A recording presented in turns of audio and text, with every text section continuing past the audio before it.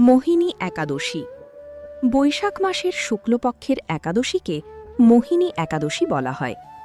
পুরাণ অনুসারে এই দিনে ভগবান বিষ্ণু অসুরদের হাত থেকে অমৃত রক্ষা করার জন্য এক অপূর্ব সুন্দরী নারীর রূপ ধারণ করেছিলেন, যা মোহিনী রূপ নামে পরিচিত। পুরাণ অনুসারে সমুদ্র মন্থনের সময় যখন অমৃতের কলস উঠে আসে, তখন তা নিয়ে দেবতা ও অসুরদের মধ্যে যুদ্ধ শুরু হয়। অসুররা শক্তিশালী হওয়ায় দেবতারা কুণ্ঠাসা হয়ে পড়েন।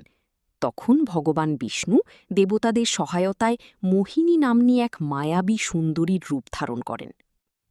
অসুররা তার সৌন্দর্যে মুগ্ধ ও বিভ্রান্ত হয়ে পড়ে।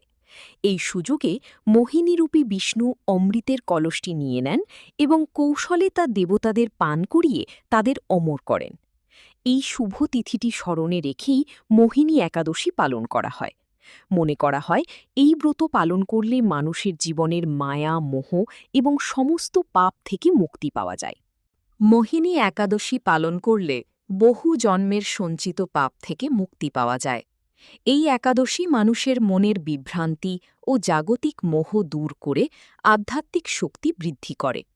এই ব্রত পালন করলে সহস্র গোদানের সমান পুণ্যফল লাভ হয়। ব্রত পালনের দিন ২৭ এপ্রিল ২০২৬। সবাই মোহিনী একাদশী ব্রত পালন করবেন এবং অন্যদেরও এই একাদশী ব্রত পালনে উৎসাহিত করবেন।